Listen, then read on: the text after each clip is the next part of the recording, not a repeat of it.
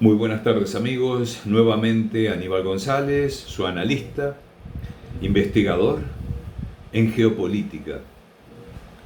Aquí en nuestro programa de El Despertador, tratando de hacerles llegar novedades al respecto de todo esto que está ocurriendo, que pasa ya más de una obra de teatro a una ópera completa.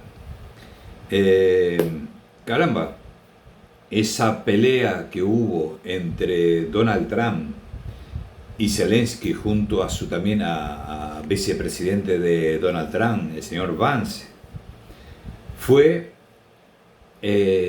¿cómo podría decir? Una muestra en vivo y en directo de cómo está considerado para este gobierno norteamericano, cómo está considerado el señor Zelensky. Fue tratado prácticamente, hasta yo diría que menos de lo que se trata a un perro. Fue prácticamente vapuleado en público. Si lo merece, bueno, claro que merece, y merece más también, ¿no? Pero más allá de eso, dentro de la diplomacia, lo que ocurrió es algo inédito, algo que va a quedar en la historia norteamericana y en la historia para el mundo todo. El señor Zelensky, con esa narrativa que le implantaron en la cabeza, y yo digo, qué poder que tienen esas fuerzas ocultas del Deep State, o como le decimos nosotros en español, el Estado profundo.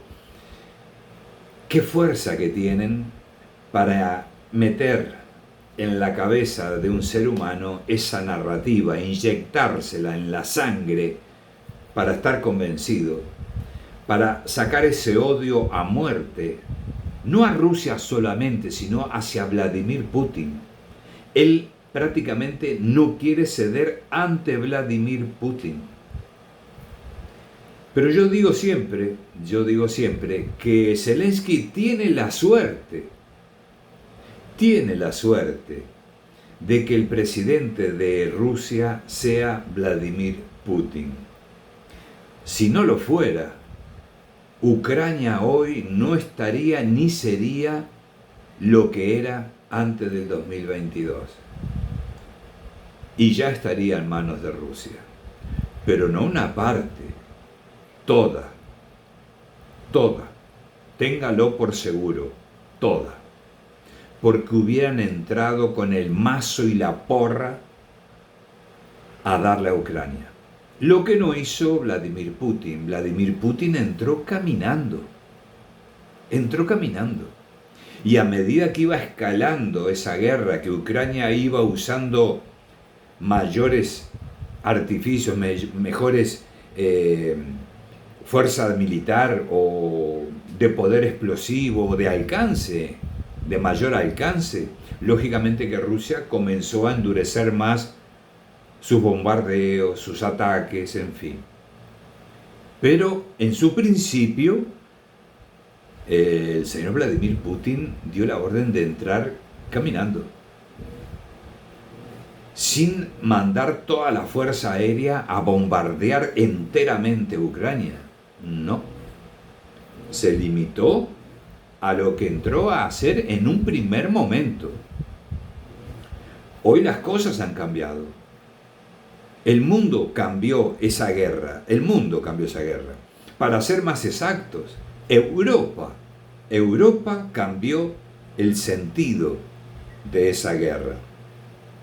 Esa rusofobia que metieron en toda Europa, esa rusofobia que le inyectaron en la cabeza al señor Zelensky y a sus adeptos y a sus seguidores y a los que no lo son también, que eran nazistas ya de por sí, indudablemente que esos no quieren negociar, no quieren rendirse, no saben, no conocen lo que es la palabra rendición.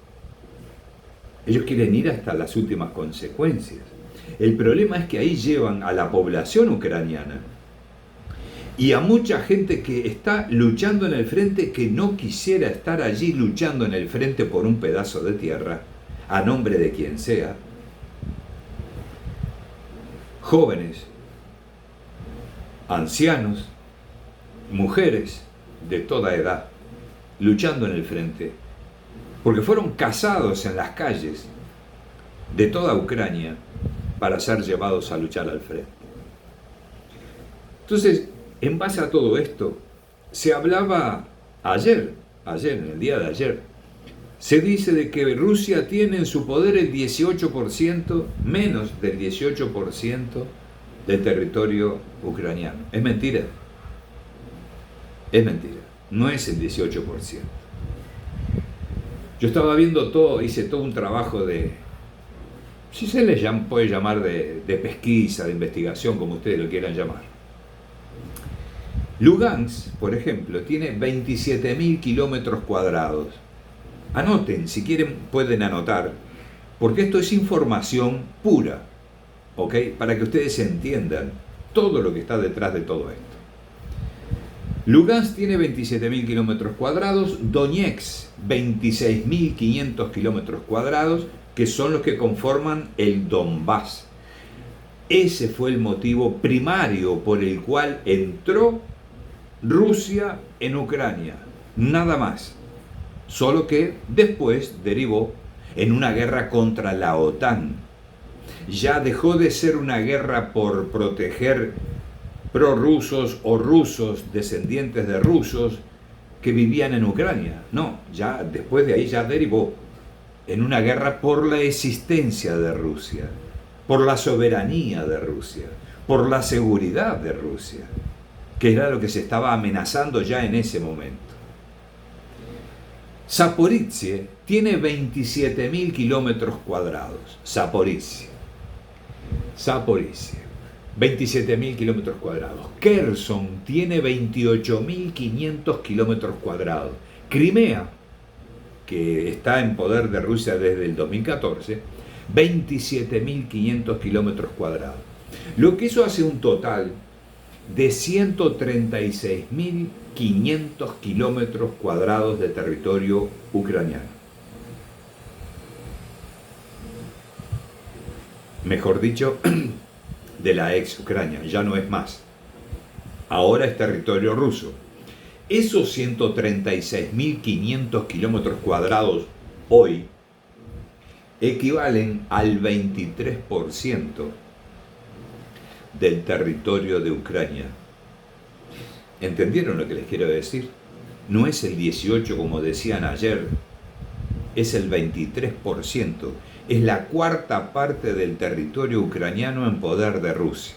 Pero, cuidado, lo que acaba de ocurrir en el día de ayer, en esa pelea de Zelensky contra Estados Unidos, contra Donald Trump, hace que Estados Unidos se retire totalmente del apoyo total y absoluto de Ucrania.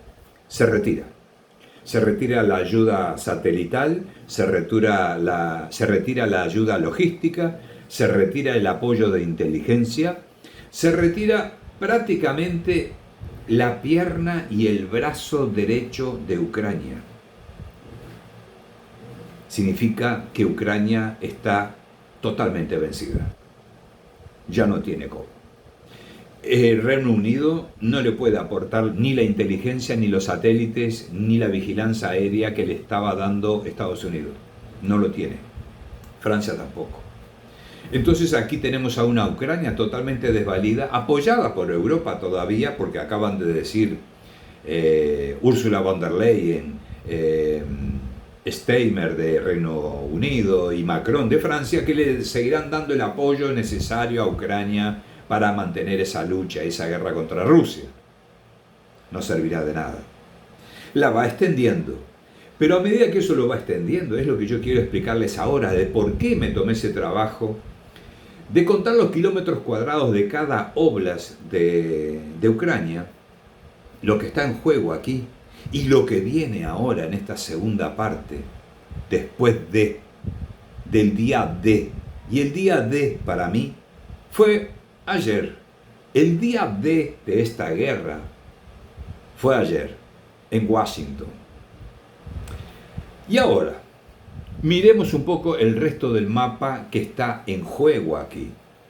Los oblasts que están inmediatamente de estos primeros 5, que son Crimea, Kherson, Zaporizhia, Donetsk y Lugansk, los inmediatos, desde el norte hacia abajo, hacia el sur, son Sumy, Kharkiv, Dnipropetrovsk, Mykolaiv y la cereza de la torta, como yo digo, Odessa. Entonces tenemos, Sumy tiene 24.000 kilómetros cuadrados. Kharkiv, o Kharkiv, como le quieran llamar, 31.400. Dnipropetrovsk, 32.000 kilómetros cuadrados. Mykolaiv, 24.600 kilómetros cuadrados. Odessa, 33.300 kilómetros cuadrados. Eso da un total de 145.000 y poco más, 145.000 kilómetros cuadrados. Recordemos que Rusia ya tiene en su poder 136.000 kilómetros de toda la parte sur, oeste, sur y sureste de Ucrania. La tiene totalmente bajo su poder, incluyendo Crimea. Suman 136.000 kilómetros cuadrados. Si estos 5 oblasts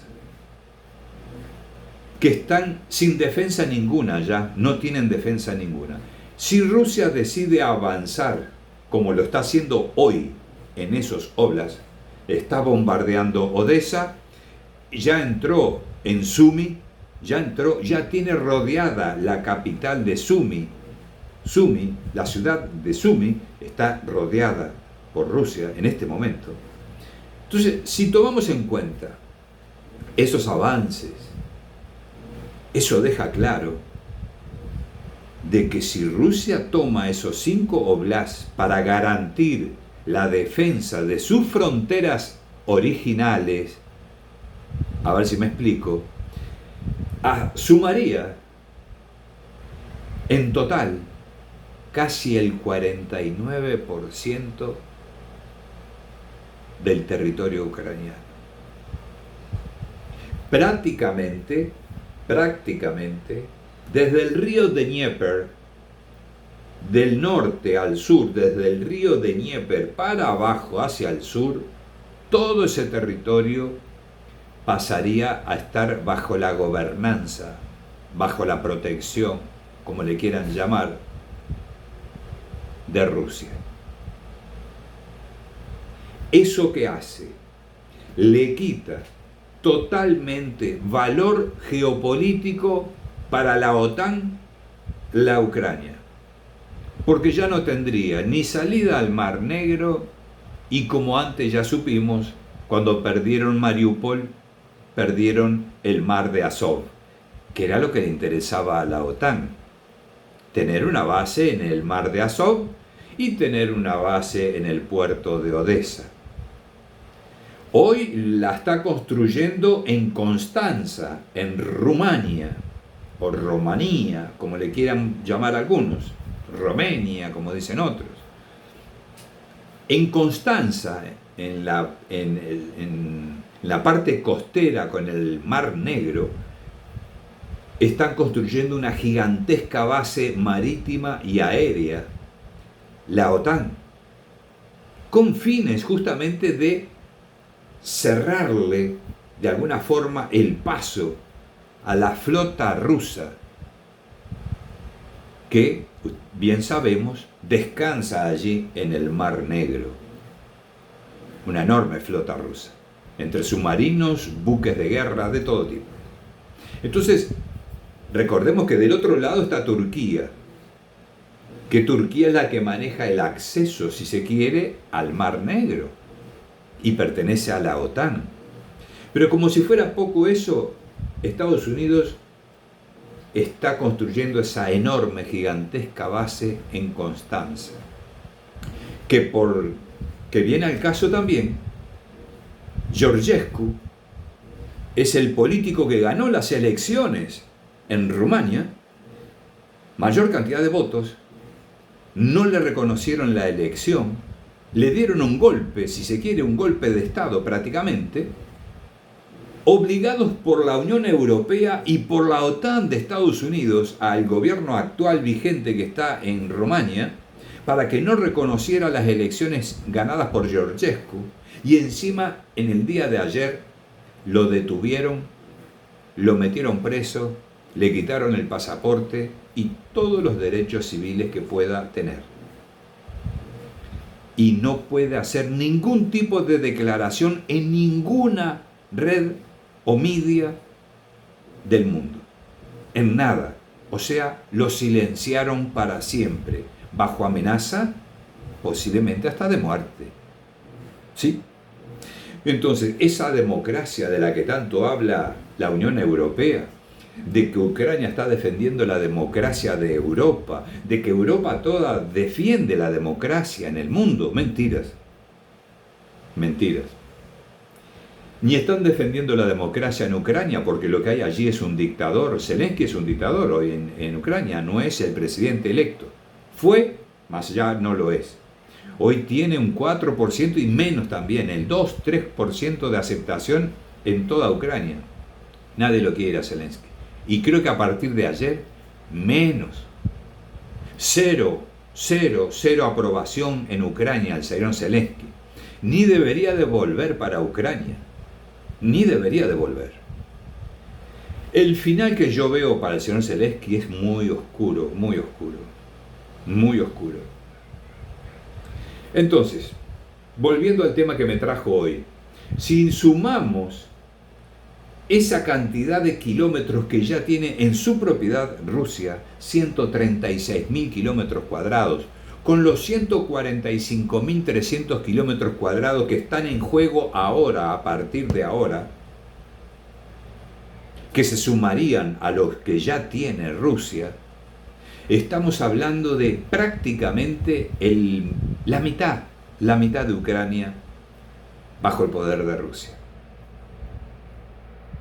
Lo que eso haría, como yo les decía el otro día, de que Rusia prácticamente está obligada a ir por Odessa para poder traer a Transnistria y a Gagausia bajo la protección de Rusia.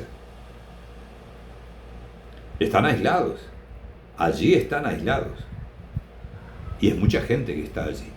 Más de las que había en Donetsk o en Lugansk, en el Donbass. Mucho más. Y si fueron a la guerra por menos gente de la que hay allí en Transnistria y Gagausia, entonces indudablemente creo yo y estoy convencido de que muy próximamente veremos algo importante ocurriendo en Odessa. Lo vengo diciendo hace años. Ustedes me conocen, los que me siguen saben que yo he hecho hasta un mapa. Tengo un mapa es un mapa premonitorio. Es un mapa que en una noche mía, pensando en todo lo que estaba viendo, me lo dibujé en mi cabeza y al otro día lo que hice fue plasmarlo allí en un dibujo. Hice ese mapa de guerra. Caramba, era impensable en ese momento. Todo el mundo pensó, Aníbal está delirando, Aníbal está exagerando, Aníbal es prorruso. No soy ni prorruso ni estaba delirando, simplemente eso vino a mi cabeza y tuve que plasmarlo de alguna manera y lo llevé a 2 programas de televisión muy famosos, como por ejemplo el programa de Miguel Ruiz Calvo, donde ese programa donde hago la muestra de ese mapa, que fue casi premonitorio. Ese programa tiene hoy más de 1 millón de visualizaciones, 1.025.000 visualizaciones aproximadamente hoy, mucho más de 1 millón. Lo que ningún analista en el mundo consiguió tener en una entrevista con respecto a Ucrania, por lo menos con respecto a Ucrania, ninguno consiguió bater ese récord de tener tantas visualizaciones como las que, por alguna razón importante, la gente creyó en mi análisis allí. Lógico que hay críticas a favor y en contra, pero las que son más, son a favor. Más de 35.000 opiniones y críticas a favor. Entonces, no estaba equivocado cuando nombré a Sumi en enero del 2024. Apenas aparecía en el mapa y nadie sabía ni de la existencia de Sumi prácticamente. Mas yo la nombré, porque me preguntaron por qué Sumi está apenas marcada y rayada de otra manera. Y yo les dije en ese momento, porque no sé, hasta este momento creo que no está definido qué va a ocurrir allí, pero va a ocurrir algo importante en Sumi. Y depende de Rusia si eso queda bajo la gobernatura de Rusia o no. Y después vino lo de Kursk. Y todo fue quedando más claro y más cercano a esa premonición que hice con ese mapa, mostrando el territorio de Kursk atacado por Ucrania y Sumi marcada allí. Hoy Sumi está rodeada por el ejército ruso. Entonces, creo que mi análisis fue creo que uno de los mejores que yo ya realicé con respecto a Ucrania. Sin exagerar, sinceramente me siento orgulloso del trabajo que hice, porque me esmeré demasiado. Fueron más de 65 páginas de trabajo pensado, investigando, viendo mucha cosa, mucho material, viendo hasta la forma que trabajaba el ejército ruso dentro del territorio ucraniano, cómo se desplazaban, qué hacían, qué no hacían, cómo embolsaban al ejército ucraniano repetidas veces. Ucrania cometía ese error permanentemente todo el tiempo. Y Rusia está ganando la guerra de esa manera, embolsando al ejército ucraniano y liquidándolos en masa. Entonces, mis amigos, si esos kilómetros se suman, Rusia puede llegar a quedarse con la mitad del territorio ucraniano. Que lo veo hasta lógico, para evitar un futuro levante de Ucrania contra Rusia. Lo veo hasta lógico. Y creo que, si no me equivoco, puedo equivocarme, no tengo la verdad absoluta, ni la visión general total y absoluta. No la tengo. Como siempre les digo, miren atrás del árbol que hay un monte. Y detrás de lo mío hay un monte. Miren toda la información. Al que se interesa, por lo menos, búsquenla. Analicen detenidamente. Y verán si tengo o no razón. Más así lo veo yo. Amigos, fue un gusto. Quería decirles esto porque me vino a la cabeza hoy mientras estaba trabajando aquí en mi escritorio y digo, tengo que comentarlo, tengo que dejarlo grabado por lo menos como testigo en una grabación de esto que creo yo que puede ser muy posible que sea uno de los resultados finales de este conflicto entre Rusia, Ucrania, la OTAN y en este momento con Europa. Un abrazo a todos. Les pido solo un like, una opinión, gosté, no gosté, en fin, o una pregunta.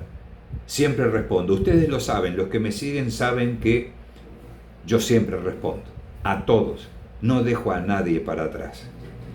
Todo aquel que opina, lo acompaño.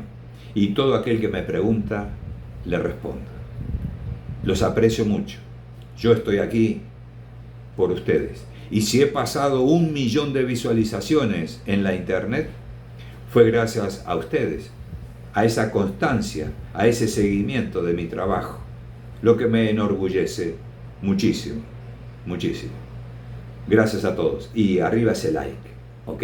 Gracias amigos.